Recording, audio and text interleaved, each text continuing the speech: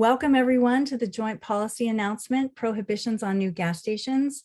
I'm Ann Pernick. I'm with Safe Cities at Stand.earth, and we're so excited to have you all here today. I'm going to take you through a couple of tech details and then a brief overview on the agenda, and then we'll really get into the content. So the tech details are very brief. One is that we are recording this, and the other is that we welcome your questions. And if you can put them in the Q&A tab, that will make it much easier for us to keep them organized and get to as many of them as possible. So again, we are recording today's session, and we welcome your questions and ask you to put them in the Q&A tab. The agenda today includes me going very briefly over what Safe Cities is and how this policy area of prohibitions on new gas stations fits into our work. And a very brief note on the report, The Signs Are Clear, coming out today from Safe Cities and Partners. And then more on that report a little later in the program. Then we'll talk about how this movement began. And then we will hear from local government leaders from many of the jurisdictions that are part of this current wave of policies. And so with that, I'm going to go ahead and talk just a little bit about Safe Cities. And then we will get to the rest of, oh, and I forgot to say that after we hear from the local government leaders, we will do a deeper dive into the report, and we'll hear from the partners on the report, EOPA, Congas, and Cultura. So with that, let me talk a little bit about Safe Cities. And if we can go to the next slide, please. Safe Cities brings together neighbors, advocates, and local government leaders to pass local policies that stop fossil fuel expansion and phase out fossil fuels. And we are working in several different policy areas, and the one that we're talking about today is the infrastructure policy area. And if we could go to the next slide. So again, we have several different policy areas that we work on in Safe Cities, and one of them is protections against fossil fuel infrastructure. And we work on infrastructure from the size of gas stations and up. And so obviously today we're talking about prohibitions on new gas stations. Excuse me. And we're very excited that this really important policy area is moving forward in so many different jurisdictions in the US and Canada.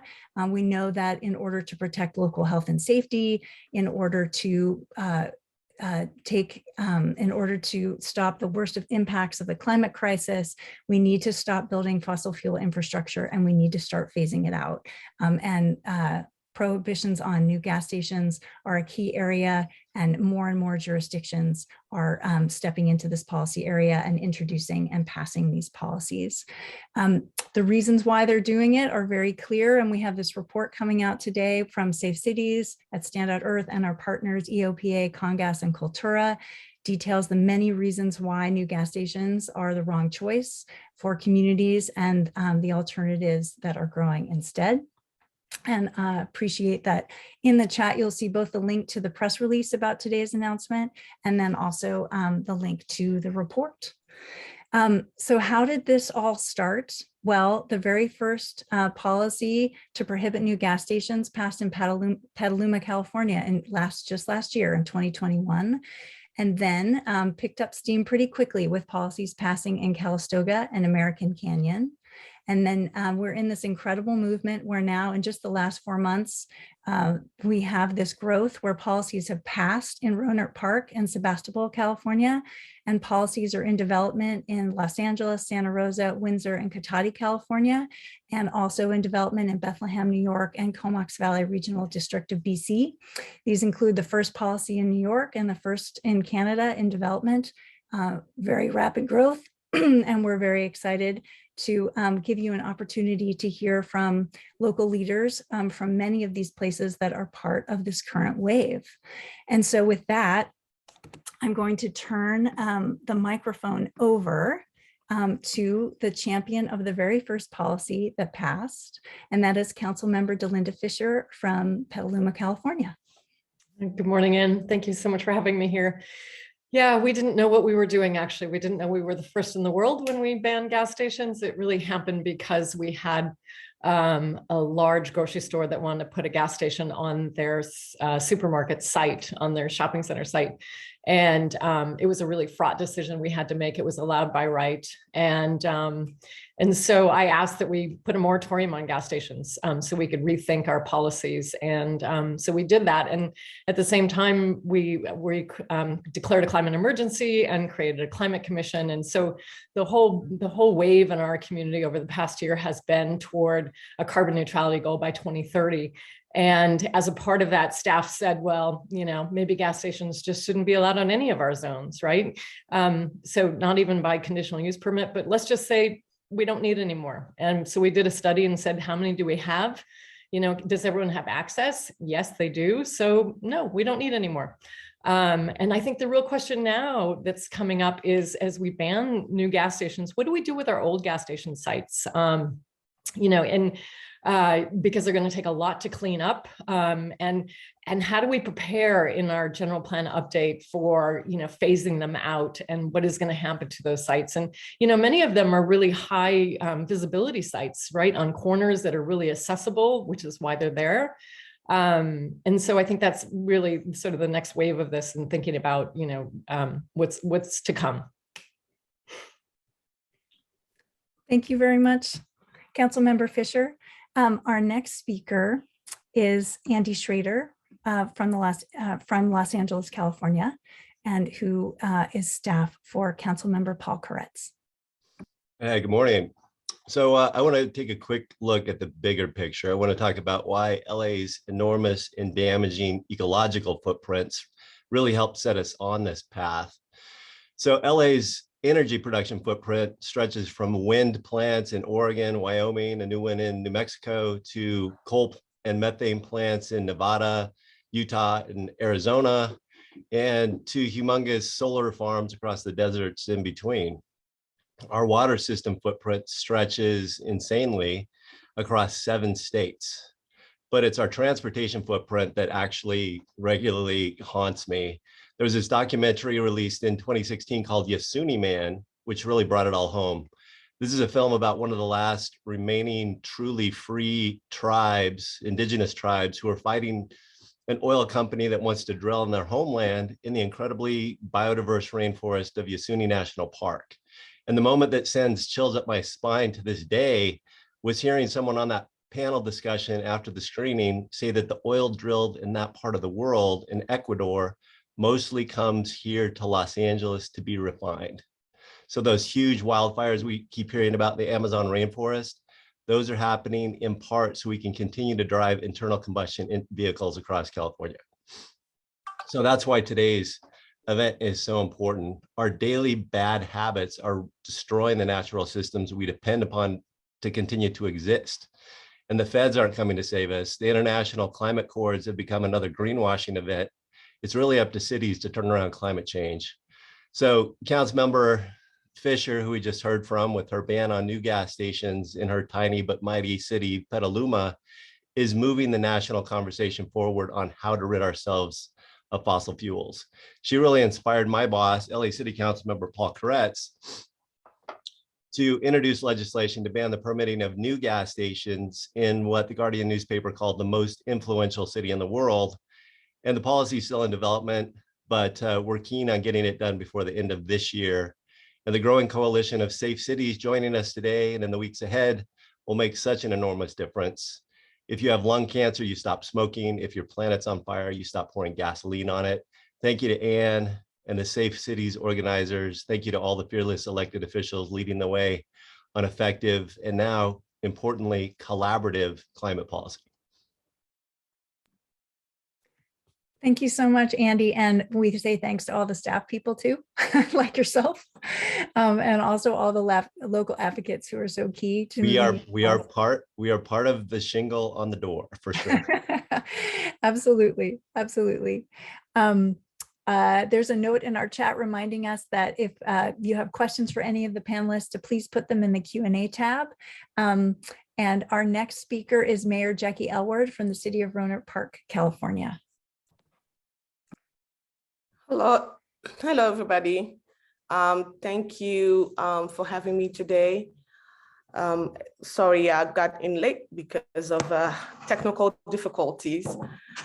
So I am just here to kind of like continue what has been done. And like I said in a quote that was put to the public, I said that the need to prohibit new gas station is so clear. So there's no question about it. We cannot even think twice about, the banning of the gas station. And I continue to say, why would we want more fossil fuel pollution and risk costly cleanup of more gas stations when we have enough? And when California won't even have gas cars for sale by 2035. Last year, my city, we were able to declare a climate emergency. So the policy is also part of our work to a future free of fossil fuel of all arm to come with drilling for them and using them. Just recently also, we were able to have a resolution for the EV ITP electronic stations. This is a way to encourage our resident constituent to do better. I mean, here we don't see it, but coming from a third world country, we see the impact of climate change every day. The mousson, we say mousson, the rains are heavier, harder, dangerous, taking everything with it. Maybe here we can say, well, we don't see it. We don't have to wait until we see it. We can see already the part of the fires that we had in 2017, 2018. That is a signal that Mother Nature is telling us, you need to stop and take care of me.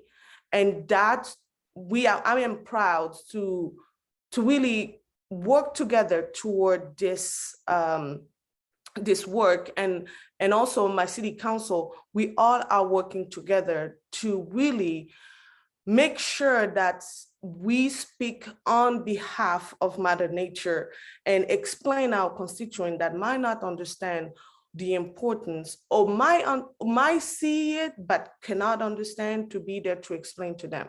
So today it's me coming and being on board to support this fight that we know that is really up to us to change the future. So thank you. Thank you very much, Mayor Aylward. Our next speaker is Town Board Member Maureen Cunningham from the town of Bethlehem, New York. Hi, everyone. Hi, Ann. Good to see you. I'm actually one of the thousands of women who ran for office in 2017. A shout out to any others who were motivated that year. I ran on a platform that included protecting land and water and a just transition from fossil fuels. But also in 2017, in my first election, I ran on a platform of updating the town's comprehensive plan, which was to create a vision beyond 2020, which is our previous comp plan, and into the future up until 2035. So I worked on that in 2017 to help launch the comprehensive plan process, which is ending actually tonight, and I'll talk more about that. My background is in environmental conservation, where I've been working for 25 years, currently on water equity and justice. I incidentally worked as a state advocate at the same time that New York's climate legislation was passed. And I know I have at least one colleague who may be out there, Peter Wanowitz from Environmental Advocates of New York, who helped pass that legislation. Bethlehem, the town where I'm from, is outside of Albany, New York. We have roughly around 35,000 people.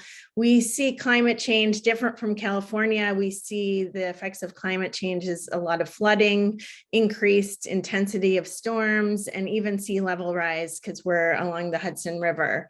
My town has been on the forefront of sustainable initiatives. We have a model recycling and compost program, model conservation programs that are unique in the state. And we're also the future home of the first offshore wind tower manufacturer in the United States on our Hudson River shoreline. So really proud of that, with other clean energy coming.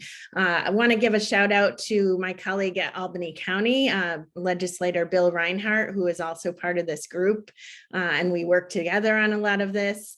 My focus while in office has been safe walking and biking as an alternative to driving, land conservation, electrification of our town fleet, electric vehicle infrastructure, sustainability.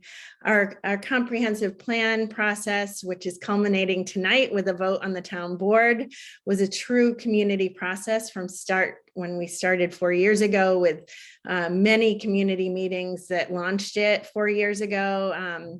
It's a really important document that I'm really proud to vote on tonight. Many groups, including our Bethlehem Tomorrow Sustainability Group, have worked on it. And if approved tonight, it moves us really away from fossil fuels, potentially ending the expansion of fossil fuel infrastructure, including gas stations, we'll see, but also includes electrification of our fleet with goals set into the future, which we've already started, building on other initiatives we've started, like electric vehicle infrastructure, enabling solar usage, and so on. So really proud to vote on that tonight. Fingers crossed. And I really see this as the real beginning of our work, the comprehensive plan passing. Hopefully we'll set a blueprint for the future, but we've got to now implement a lot of the things we've put into the comp plan. So always looking for other examples, happy to look at what California is doing, but hope to turn New York into a model of climate action as well.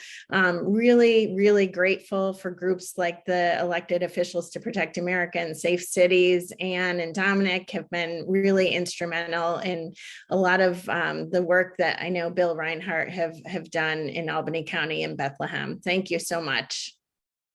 Onward. Indeed, indeed. Thank you, Board Member Cunningham. Next, we hear from Director Daniel Arbour from the Comox Valley Regional District of British Columbia. Thank you, Anne, and it's a pleasure to join this group today to speak on this topic and the policies emerging. We are the first jurisdiction in Canada to look at this, and I have to say, between the U.S. and Canada, I think we're the first. U.S. is the first oil-producing country in the world. Canada is the fourth, and between us is Russia and Saudi Arabia. So when you look at banning gas station, you're really looking at going against the grain of what has been the DNA of our societies for a long time, and I think it's as much a real step as a show of intent as well, to change that DNA. In the Comox Valley Regional District, it's funny how the idea incepted here. Is I was actually concerned about us declaring a climate emergency a couple of years ago without taking appropriate steps. And at the time, we weren't sure if we were going to take appropriate steps, so we ended up declaring a climate crisis. However, last summer, we had a heat wave on the West Coast in our region, and in British Columbia, over 600 people died from the heat. That was the impetus for me to actually get the wheels in motion and look at the future of gas stations. So we're actually looking at a couple of ideas. One is to ban new gas stations, and the other is to make existing ones legally non-compliant.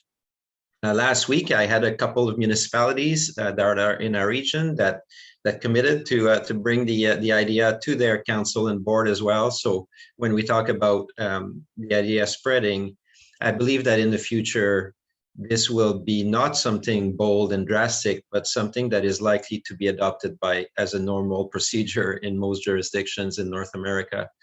So very happy to be here, and thank you for making some time for us up north. Thank you, Director Arbor. Thank you so much for being here today. We are going to hear from Mayor Mark Landman from the city of Cotati, who is our last local government speaker today. And then we will transition into talking about the report, but we're going to do, after Mayor Landman speaks, we're going to do a screenshot of all the local leaders. So I'll prompt us again, but just wanted to give folks warning, don't leave yet. I know folks have meetings that they're going to be running to, but stay around and we'll take that screenshot. And with that, let me turn it over to Mayor Mark Landman. Well, thank you. And good morning, everybody. So I was asked today to comment for just some minutes on what this policy could mean to my community, the city of Cotati. And I think for us, and maybe all of us in the region, it means potentially a huge leap forward in recognizing that we can face the rather daunting challenges, the incredible challenges that lay in front of us, and that we can actually surmount them just through the understanding that the time for change is upon us and recognizing that we can make these changes happen. And I say this because the assumptions that we've all lived with, such as believing that there is a need for more gas stations, or that it would be impossible, absolutely impossible to ban new gas stations in your community, amazingly just fall away when you look at them critically, we're finding. And this is exactly what I think this step will provide for us, a wholesale rethinking in the public eye of where we're going and what the opportunities could be going forward. This is the reason I asked for this issue to come before us at the RCPA, which is our Regional Climate Protection Authority here in Sonoma County, California, last year. Because as a director on the board, I knew that this action could really serve as a powerful harbinger for necessary change for our region, and that the RCPA was a good place to initiate this conversation. So the motion I asked for to recommend endorsing this concept throughout Sonoma County was unanimously adopted. And the result is, to date, we have 1/3 of the cities in our county with prohibitions already in place, another third in active development, including my city of Cotati, which we'll hear this on our agenda at our meeting next week. And I'm confident that the remaining third are going to follow very shortly. Now, I just mentioned that my community will be discussing adopting this next week. And something interesting that I've noticed, I haven't received hardly any negative feedback or strong opposition, practically none. And this isn't the preconception that I think many of us might have had. It certainly, I will admit, wasn't the preconception I would have had just maybe a little over a year ago. And that's what I think is the power of this measure. By forcing us to reassess our preconceptions, we find that barriers we thought were in place really aren't. And that leads us to move forward with that new recognition and hopefully attack other parts of the problem with some renewed strength. So that's what this means to my city. And I just will close my comments this morning by thanking my friend, Councilmember Delinda Fisher of Petaluma, for both her vision, but her leadership also in bringing this up first. And my colleague, Councilmember Ben Ford in Cotati, who was very strong and pushed this forward in our community. So with that, thank you for inviting me to be here today, and we'll see what the future brings. But I hope the next time we meet, we can all say that Sonoma County is 100% behind this, and I believe we will. Wonderful. Thank you so much, Mayor Landman. And we're going to transition now to do a quick screenshot. So bear with us while we set that up, while we pull off the spotlights and do a gallery pick. And then we will move into a deeper dive into the report itself. And just a reminder while we do this that your questions are welcome. And if you can put them in the Q&A tab, we will take a look at them there.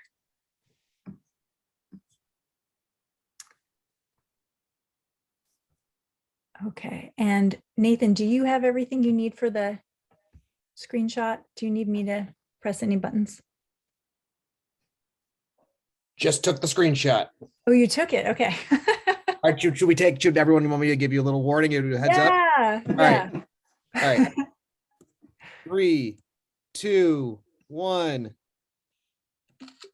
All right. Great. Thank you so much, Nathan. Thanks, everyone. Okay, with that, we're going to move into a bit of a deeper dive into the report. And I'm going to turn the microphone over to Woody Hastings, who's co-coordinator for Congas. And then we will also hear from Dominic Frangillo from EOPA and also Matthew Metz from Cultura. Thank you very much, Woody. Well, thank you, Anne and everyone at Safe Cities, Stand.earth, and other collaborators for lifting up this policy. Super important, and thanks to all the elected leaders that have been moving it forward. It can't happen without you. So I'm just gonna, my part, just sort of speak a little bit about the sort of formation of the coalition opposing new gas stations. I co-coordinate that. I'm also an appointed member of the City of Sebastopol's Climate Action Committee, so kind of two hats here. The coalition began in 2019, actually opposing a proposed new gas station. The reality is that new gas stations are still being proposed, and still being pushed forward in the 2020s. There are 4 active proposals in Sonoma County still that we are battling. We have succeeded in stopping 3 proposals so far. But very early on in 2019, when we started, we quickly realized, look, we don't want to be spending all our time stomping out fires. So we quickly turned, and this was right around the same time, coincided with the time that Councilmember Fisher was introducing the moratorium, and then that turned into the permanent prohibition, all sort of coinciding at the same time. We quickly turned to that and approached the county first about adopting a moratorium or a prohibition. And so we're still working on that. Our ultimate goal is all of the cities. There are 9 incorporated cities in Sonoma County and the county itself. So we want to have all of the cities in the county and the county itself adopt these prohibitions. For us, there are 2 main impetus. The climate crisis.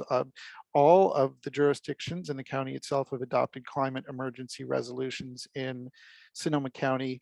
The other is the long-standing sort of social and environmental impact of the use of fossil fuels, of gasoline. And we say in every drop of gasoline, there's a trail of contamination that leads all the way back to the extraction point, harming communities in the environment.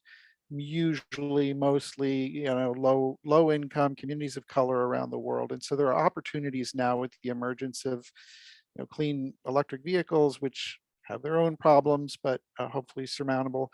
But also recognizing that we really need to redesign our communities around good public transit, bicycling, and pedestrian amenities and things like that.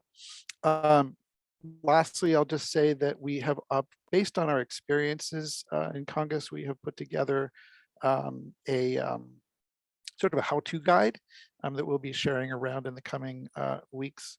How-to guide, both sort of 2 parts. One part on what it takes to stop a gas station proposal in your community, and the other part on the dynamics around bringing this policy, prohibition on permitting new gas stations in your cities and counties, bringing that policy forward. So happy to be here. Thanks for the opportunity to say a few words, and pass it back to you, Anne. Great. Thank you so much, Woody. Now I'm going to pass it to Dominic Frangillo from Elected Officials to Protect America, or EOPA. Thank you, Anne, and thank you to all of our elected officials and partners making this announcement today. Really just inspired by everyone's leadership. And this is really setting the US in a really important direction, catching up with the scientific reality, but also the economic realities too, which is that we need to transition off of fossil fuels in our transportation sector. And just zooming out from a federal level, this is already in the works, right? Gas stations are going to become obsolete as the US transitions to clean vehicles. Already, California plans to end new car sales, with new gas car sales by 2035, gaining traction in other places. And President Biden landmark $1 trillion bipartisan infrastructure law invests $7.5 billion to help accelerate EVs, including, most importantly, building a network of over 500,000 EV charging stations. So literally, gas stations will become a thing of the past. So I think it's so important that our local governments that are on the front lines of the climate emergency and environmental justice impacts caused by the fossil fuel industry from every level, from production to retail, are on the forefront of saying we are going to be taking the lead to phase out this end use infrastructure. And I think that's so important. So really, hats off to all of the partners on this call and to the elected officials who are helping make this joint announcement. And we are expected to very likely spread very quickly to other jurisdictions across the country as well. So thank you so much. I'll pass it back to Anne. Thank you, Dominic. And then we will have Matthew Metz from Cultura. Hi, good morning. I'm Matthew Metz, Co-Executive Director of Cultura, and I'm going to be speaking about the costly future of gas stations. So Cultura is an NGO based in Seattle, or started in Seattle, I should say. So we are known for getting a 2030 gas car phase out policy passed in the state of Washington. We also work on policy and culture around gasoline, and we published a comprehensive report on gas station policy and economics in last year. It's called Governing the Gasoline Spigot. It's available on our website. So I'm going to talk a little bit about what Dominic just referred to, the decline in gasoline, need for gasoline. So the gray bar shows the gasoline sale, gas car phase out requirements, or the new policy that's coming in California. So basically, about 2/3 of new vehicles are will be electric by 2030 in California, going up to 100% by 2035. So what this means is around 2035, the number of gas cars and electric cars are going to be roughly equal on the roads in California and other states that adopt this policy. And assuming that all cars burn gasoline equally, then that will mean that gasoline demand will decline by 50% by 2035 as well.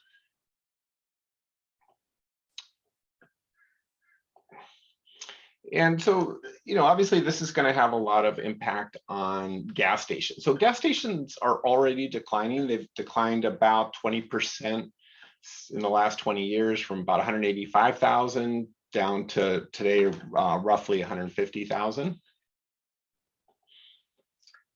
And so where does it end up? Well, half of the brownfields in the US are shuttered gasoline stations. And what a brownfield is basically an abandoned site with an environmental mess on it. So, if we keep building them, they're just going to end up as brownfields at the end, and very expensive. I think one of the mayors referenced that on these corner streets, they're worried about their gas station shutting down. Well, this is actually a huge problem. And the more gas stations that are built, the more that are going to go out of business. Anyway, thank you. Happy to answer any questions. Great, thank you, Matthew. And I just want to remind people again to put questions in the Q&A tab. I don't think we have any so far. So if you have a question, we'll be able to get to it, and we really do welcome it. I want to thank the partners so much who are part of this report. And I want to echo the thanks for all of the local government leaders who are moving these policies. And so in terms of this report, the signs are clear. It puts together this array of reasons which the different speakers have just alluded to, just gone over, There are so many reasons why gas stations are bad for communities in terms of pollution, air pollution, pollution and contamination of soil, the public dollars that are involved in needing to clean them up, and the fact that up to 80% of them are going to be unprofitable in the next 15 years of the current model of the fossil fuel station.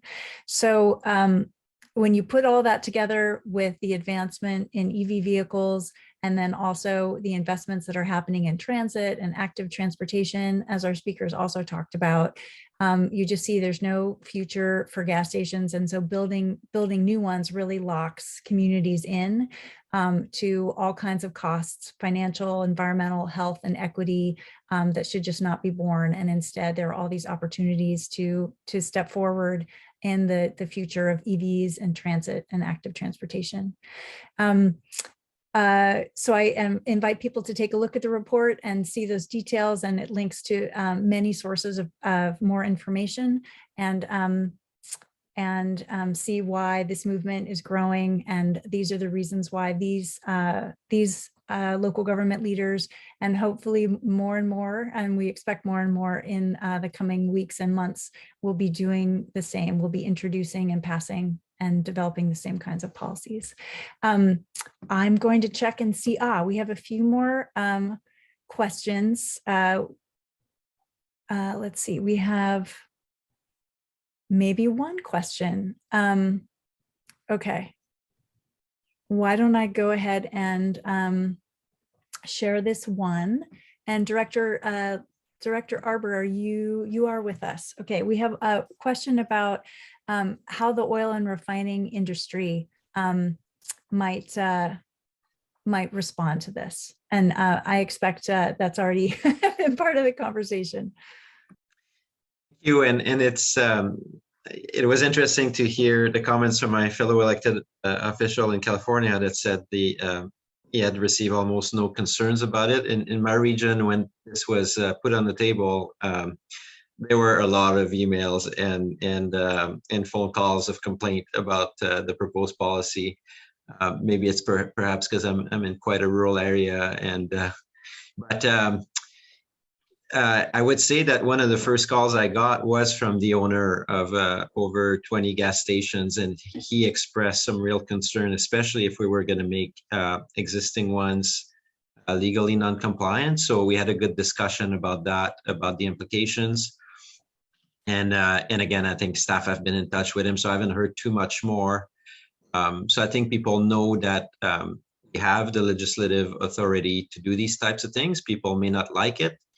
I do understand there was thought of expansion of his gas station network as well, just in a couple of locations, so that would stop that. But yeah, so to the question, will we see the oil sector push back? It wouldn't be too surprising based on my experience, but at the same time, I think that local government is fully in its authority to make these kinds of policy decisions that are aligned with well-established broad societal objectives that are hard to counter from an industry perspective. Thank you, Director Arbor. Did anyone else want to weigh in on that? Okay, we've got another question. So much of the national conversation about gasoline right now is around cost, and the Biden administration is talking about the gas holiday. How do you, this is a question about how do you plan to message about prohibiting new gas stations won't impact cost? And I think I can lead off on this one, and then I'll invite others to jump in. So the question about costs, we at Safe Cities think it's really a question for the oil companies. They and the global market are what are ultimately determining the price of gas. And the number of gas stations doesn't make a difference to the cost of a gallon. We already have more than enough gas stations to serve our communities, as you heard some of these local leaders talk about today. And prohibiting construction of new gas stations is not going to do anything to impact gas prices right now. But the cost of new gas stations in terms of the health and equity and safety of the community, as well as future stranded assets, is a bill that definitely ends up being paid by public dollars. So that's our take on it. And I invite anybody else of our panelists to weigh in on this who would like to.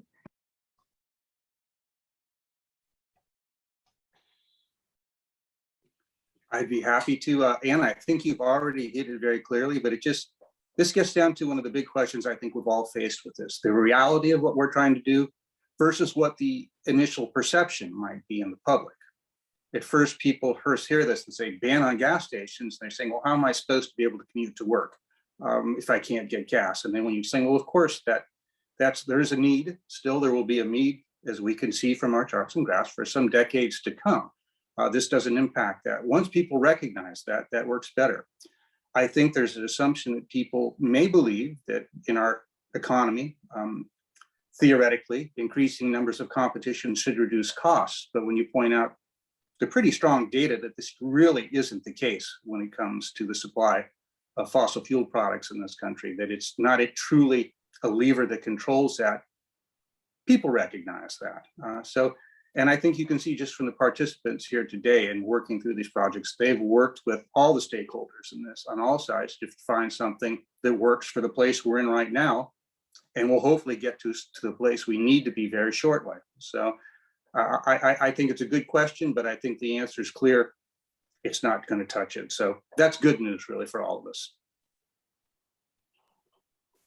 Great. Did anyone else want to jump in on this question? Yeah, I'll say something. So United States has roughly twice the density of gas stations per capita compared to Europe. So we already have an exceptionally dense network, the world's leading. So yeah, I mean, that would argue against that we need a whole bunch more. Great. We also have a question if we can talk more about the health impacts of gas stations. Would anyone like to lead that one off?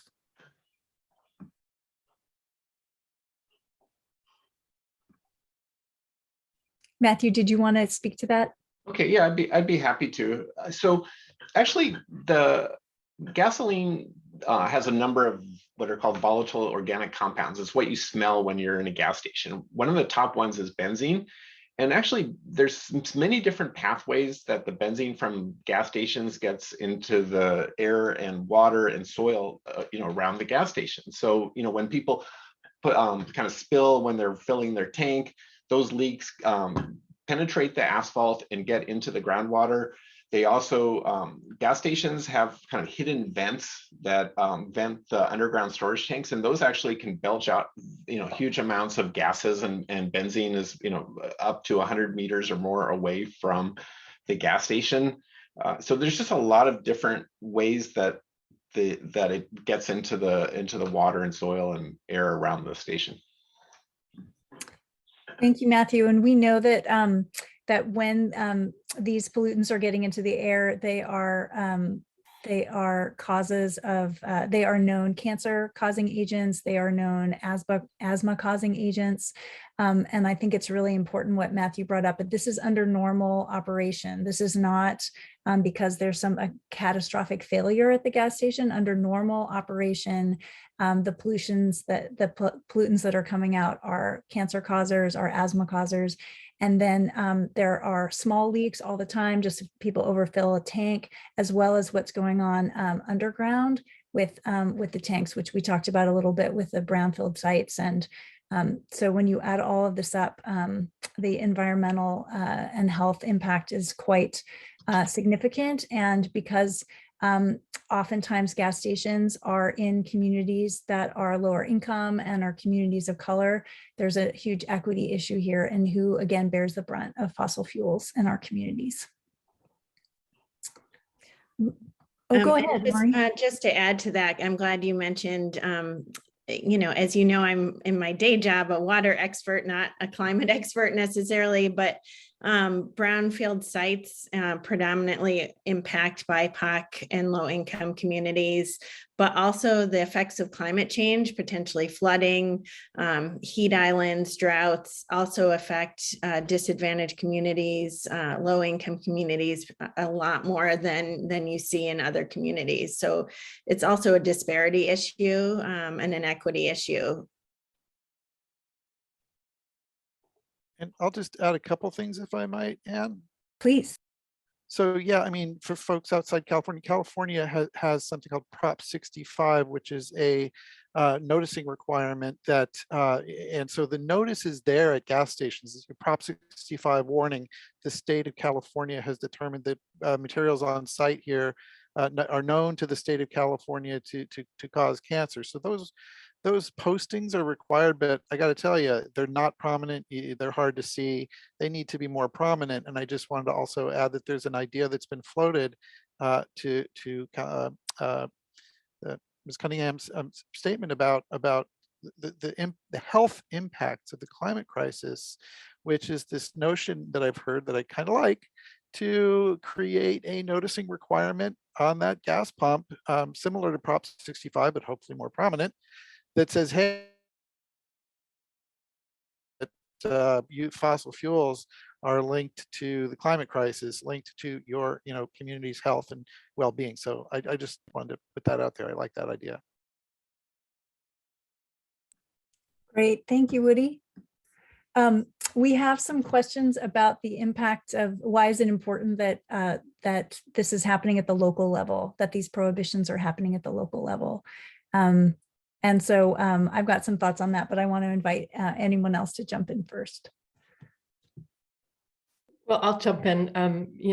It's not going to happen at the national level and the federal level. As we've seen over the past few years, I think that really to tackle this crisis is going to happen at the local level, and it's going to happen in our communities. And we need to empower actually our community members to help us make these changes as policymakers.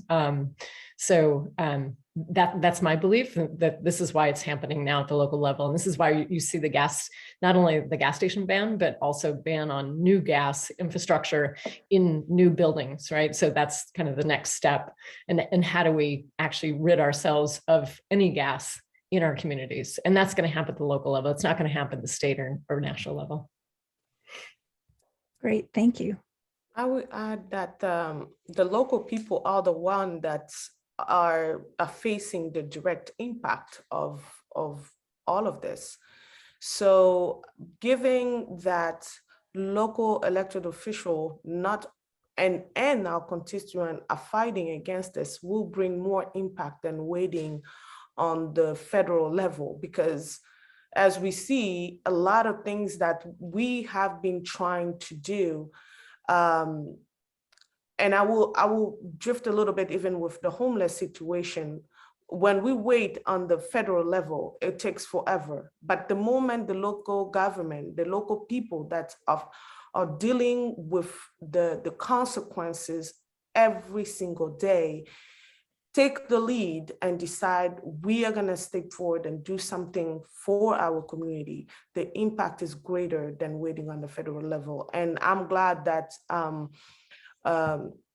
Delinda really have championed that, and I'm so proud that it's coming from here, from us here. And to add a little bit more also, I was nervous when we started to talk about it, because I thought maybe our constituents were gonna come and argue or fight about it, but it was surprising that we didn't have any counter reaction when we decided to do that. So it shows that people here at home want the change, and they just wanted to see that their leaders here locally are willing to do that. And that's why I think that it's better to start from the base and then go up. Absolutely. If I could jump in briefly on that. Yeah, go ahead. Yeah, no, this is a good discussion. It brings up some interesting thoughts. And it reminds me of something that was environmentally important that happened in our community. in our county roughly 7 years ago, and this was the formation of a community choice aggregation. Ours is called Sonoma Clean Power. And something interesting happened as soon as it went online. Our GHG emissions from the power sector, at least, not transportation certainly, but from the power sector, dropped by almost 50%, simply as a result of a different power mix being provided to the public and bringing the public all in at once. But why this matches what's going on today is they're both based essentially on just looking at something with a slightly different lens. For years, people assumed there's no way you could go in business against the typical, in our area, Pacific Gas and Electric, PG&E, and compete against them, let alone actually compete, provide cheaper, provide cleaner power at a competitive and sometimes actually cheaper price. But when somebody actually had the foresight, like Delinda did, to actually look into this and find a way, it actually turned out this could happen. And this is why it's good for local communities. Now, my town is not exactly a colossus. We're 7,500. So I had to laugh when Petaluma was referred to as a little city, because they're a big city to us. And all of us, even Petaluma, which looks larger to me, or Santa Rosa, Ronan Park, we still struggle sometimes with dealing with large problems because our staff ability are limited. We have great staff, but we only have so big a team. But on the other hand, it gives us a strength. We're flexible, we can move quick, and when we find something where we're not necessarily limited by staff limitations, we can make it happen quickly. And I think that's what happened here. The whole concern that Congress brought forth about gas stations, beginning with a very poorly chosen site and concept for a gas station, which began this in this area, quickly grew from Delinda's action, and then it's kind of taken on a whole new life and gone on a new direction. And just because we did the work to start looking at this slightly differently and seeing what could happen, here we are at a whole new place. So that leads me to say that, yeah, bringing these things, this is where it happens, because we're kind of like a laboratory of innovation. This is where these things can happen, and we can make them happen quickly. I think if we try to go through the state or the federal government, they have the resources, but it's like wading through molasses. So it's going to be a good combination of working from the bottom up. And then when we get some strength going in that direction, some impetus, we'll see support from the top down. And hopefully that'll be what gets us to a better place. So, Oh, go ahead. can I just jump in? So the state of California has said that no new gas-powered vehicles will be, or at least cars, will be sold beyond 2035. So I want to ask my fellow Sonoma County leaders, I'm wondering why we're not doing that sooner. Why are we waiting that long? Why don't we now say, wait, by 2030, we have this climate neutrality goal. Why aren't we stopping the sale of those vehicles in our communities right now? Or in 5 years, or sooner than 2035? Just want to pile on, if we take a look at the reality of the climate situation and the wildfires that we keep breaking records all the time. My San Francisco peaks, where I grew up, are on fire right now, and it's kind of breaking my heart. The global wheat crop is suffering because of drought in Kansas, because of war in Ukraine, because of a heat wave in India, and we're going to have a serious food shortage problem. And so if we were actually going to address the climate emergency at the scale necessary, we would never allow the production of another gas vehicle right now today. 2035 is insane, because a car sold and produced in 2034 is going to last until 2050. Is there going to be ashes left for that? So it's Delinda raises a great point, and I feel like this coalition of folks is so powerful in moving forward with the gas station ban, and our voices are so important to the state conversation in California, to the federal conversation in the United States, and we're going to have to take a really close look at that. Maybe not tomorrow, but the day after tomorrow. So it's a really important issue to raise. And I just want to add in here, I appreciate everything that's been said on this. And I would say another reason is because local governments can, because you can. And all of these leaders are a part of taking really significant action already where they are to protect their local health and safety and protect global climate, protect their public dollars with this policy area too. And when they come together and create this wave, then that hopefully will get many more jumping in around the US and Canada and around the world. And I just want to say that Safe Cities is really happy to support this work and highlight your leadership, and also provide resources that support you and other communities in passing these policies. And so, yeah, so we just want to honor that you see the need to protect your communities and global climate in this way, and that you're taking action and you're taking advantage of the fact that actually local governments have a lot of power to protect local health and safety and global climate. And these prohibitions on gas stations are one key way to do that. And I agree, Andy, there's not a moment to lose. And we hope that we'll be able to bring many, many more communities into this movement, and appreciate the work of all these local leaders and these advocacy partners in doing that. We are almost at the end of our hour. And I just want to thank everyone. I'm going to check and see. I don't think we have any more questions. Just checking. We didn't quite get to all of them, but we got to many of them. And I want to thank people for sharing your questions as well. I want to again invite people to take a look at the report, take a look also at the resources from our partners in the report, Cultura and Congas and EOPA, and take a look at what these local leaders and their communities are doing to stop fossil fuel expansion and phase out fossil fuels where they are. And let us know if you have a question that didn't get answered today, let us know at Safe Cities. And thank you so much, everybody, for joining today and being part of this. And again, huge congratulations to the communities who have passed and are developing these policies. And thank you also to everybody behind the scenes who made the event and all parts of this ramp up possible today. Thank you all very much.